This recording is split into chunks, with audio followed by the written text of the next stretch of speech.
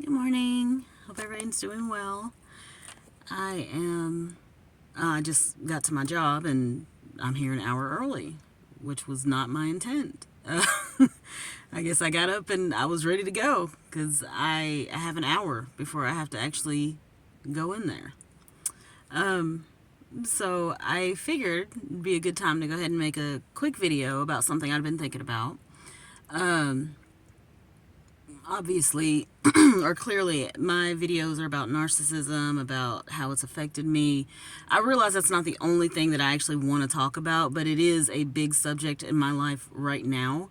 Um, this has been an interesting journey for me. My for the most part, my whole life up until about I'd say 10 or 12 years ago, I believed everything that was said to me was true. I believed that I was always the problem. I've said this before. When you're raised by a narcissistic parent, you're taught early that you are the problem if you are the scapegoat or black sheep or whatever you want to call it. So I like calling myself the black sheep because I just like how it sounds. It gives me a little bit of edge, and I'm all about that. But I always randomly think of things that had something to do with my childhood, my upbringing, whatever. And I'm assuming that I'm having more of these memories now because I'm actually trying to deal with the pain. And that's crazy the way that seems to work, because a lot of things I had forgotten, which is a trait of someone who's been abused by a narcissist. I always thought I just had a bad memory. I was like, I got so much going on, I can't remember anything. No, these memories are gone. And I'm realizing now, off and on, things will come to light or come to mind. One of the interesting things, though, that I have not said, I don't believe, is I've learned a lot about narcissism from my own children. Let me explain, because I know that sounds crazy, but I really have learned a lot about it because I'm watching my kids grow, right? I'm watching my kids become adults. I'm watching my kids grow into the next steps of their lives, and I'm realizing, every time they hit a new milestone, that I'm there for it. I'm there to advise them, or I'm there to encourage them, or just to listen if it's something that's difficult for them. And it's interesting to me because I realize by watching my kids grow and the way that I interact with them, I'm realizing the things that didn't happen with me. I think I mentioned in a video how my mother was not the person who bought me my first bra. And that is a fact. What actually happened is, I guess around 9 or 10, when those things start happening to your body, stuff starts changing. That's when you as a mom, you should be, grabbing your daughter's hand and just be like, hey, this is what's going on. We're going to go to the store. We're going to try on some things, give you, it's time to do this, But that wasn't the case for me. I was walking around with 2 t-shirts on because my mother refused to buy me a bra. She said I didn't need one. I did need one. And so when it came time for my own daughters, I went to the store with them and we did this together. I let them pick out bras they thought were cute. I let them pick out, we made a day of it. So it wasn't an awkward situation for them. It didn't make them uncomfortable. I remember feeling so self-conscious because I knew what was happening under my t-shirt or t-shirts. I knew what was happening. I was just hoping that no one else could see it. At the time, I didn't realize that was because she needed me to stay young. I did not get that until I was much older. What's other things? Oh, my daughter, when she had her first crush, she was about 11 or 12, I think. And she came to me and told me. Came right to me. And she's, Mom, I think I might like this person. And I'm like, ugh. Okay? Because I wasn't ready for that, but I wasn't going to shame her for what is natural and normal. We're supposed to be attracted to people. Those are things that are supposed to happen. But I couldn't tell my mom I had a crush on somebody without being called a whore. And it wasn't even that I'd done anything. It was just the fact that I liked somebody. And in her mind, her overly religious, narcissistic mind, me having a crush on someone somehow is a negative for her. I don't understand how that works. Because at the end of the day, I'm going to grow up. I'm going to be an adult.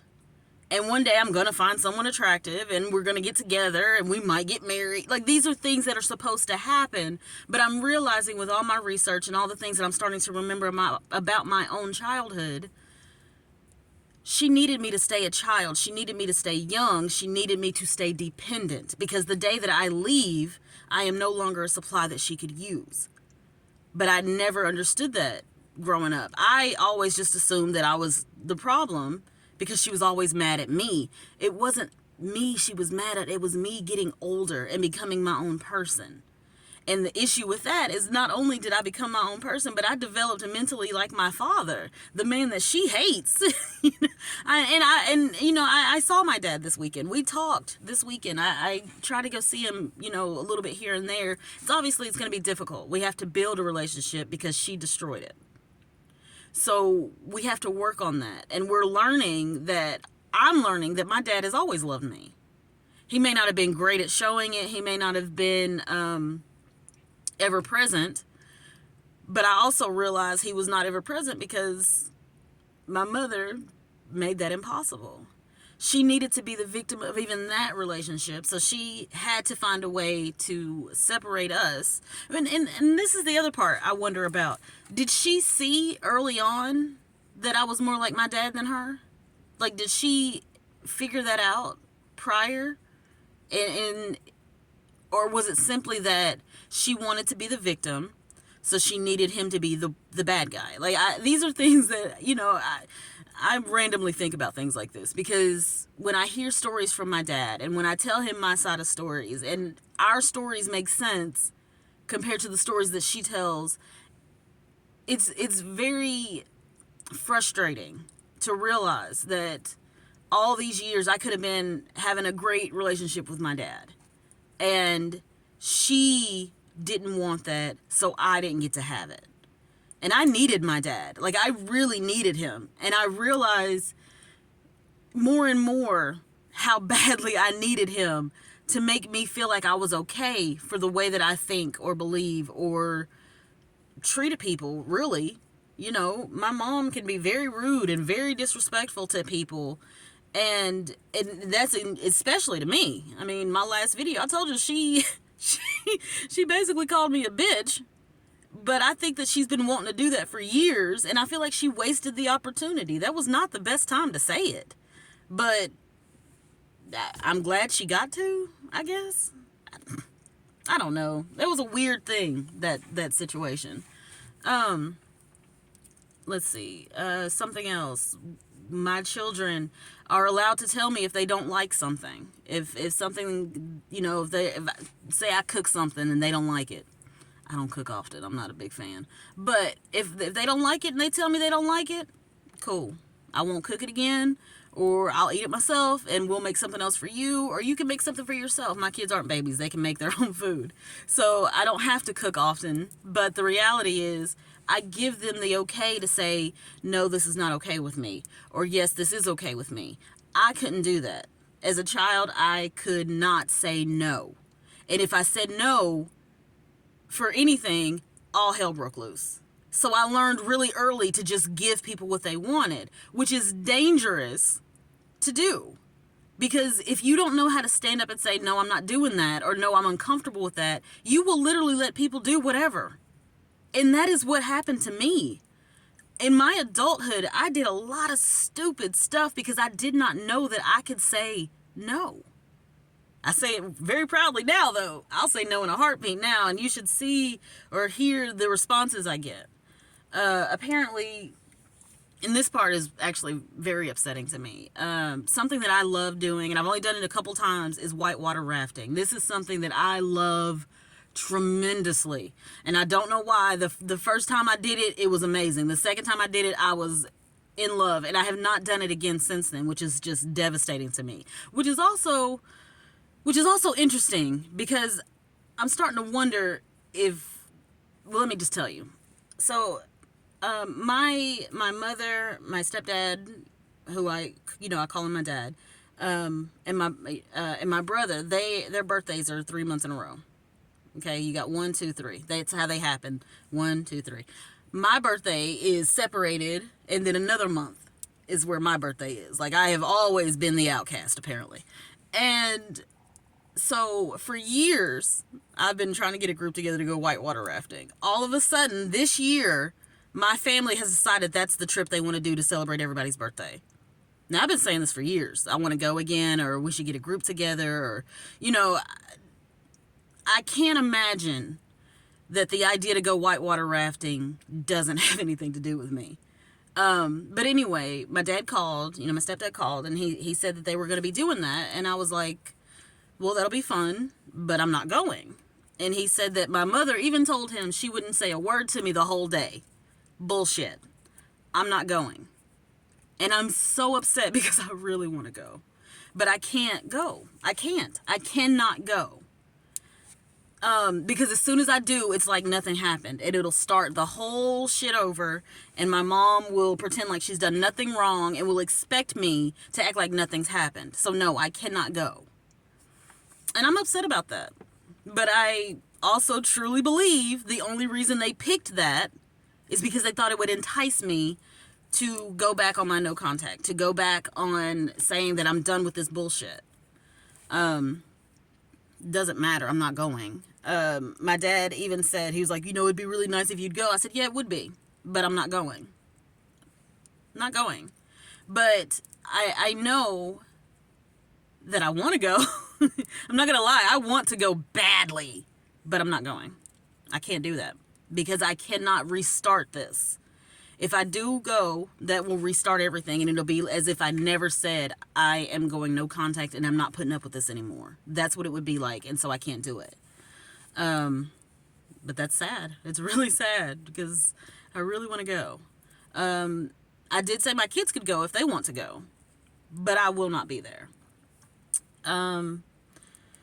What is another thing? I let my kids pick out whatever cloud of clothes they want to wear. I give them free reign to their own style, right? My mother, from the time I was, basically little up until I started buying my own clothes, or until she married my stepdad and he would take me shopping, I was always forced to pretty much pick out stuff she liked. I'd pick out something I like, and you need to dress like this, or you need to wear this, or you need to dress, and it was so irritating because she would want me to dress like her, and in my mind, she dressed like an old woman. Even now, I still think she dresses way too old to be the age that she is, but she calls it classy. It's not classy, it's ugly, is what it is. But, I got to a point eventually where I'm like, well, wait a minute. If this is the style she likes, and that's fine for her, but I would never wear any of this stuff. And she would go buy clothes that looked like something she'd want to wear for me, and then get mad at me because I didn't want to wear it. I don't like it. I don't understand what's so hard about I don't like it. But this is the thing. This is how they are. If you have a narcissistic parent and for whatever reason they choose you to be the one that they torture, you have to be like them. The idea of being an individual never crosses their mind. My daughters are completely individuals. I let them be and pick who they want to be. I got one that likes to be a little bit goth every now and then. I did not see that coming. My other daughter, she dresses very relaxed, I think I'd say. I'd call it relaxed. A lot of leggings, shorts, things like that. But that kind of is like me. I'm into leggings a lot. T-shirts. I'm not like obsessed with fancy. Now I'll dress up if I need to, but I don't go nowhere. I go to work at home and the gym. That's about it. That's about it, really. I'm rambling. I'm sorry. The reality, very simply, is this. The way my children have taught me a lot about narcissism is because I see them grow into themselves because I allow it. That is not what I got. I was expected to mirror my mother on everything. And if I didn't agree with her or didn't like something she liked, instead of it just being, okay, well, this is where we differ, it was, I was being disrespectful, which is crazy because that's not how disrespect works. Disrespect would be calling me a bitch because I want you to give me a little space so I can deal with me. That's disrespect. Me saying, I'm glad you like that, but that don't work for me, that's just a difference of opinions. Not disrespect. But you don't get to be different if your mother or father or, I mean, anybody, really, who happens to be a narcissist is connected to you. You don't get to be yourself. You have to be what they want at all times. And that will literally make you crazy. Y'all have a good day.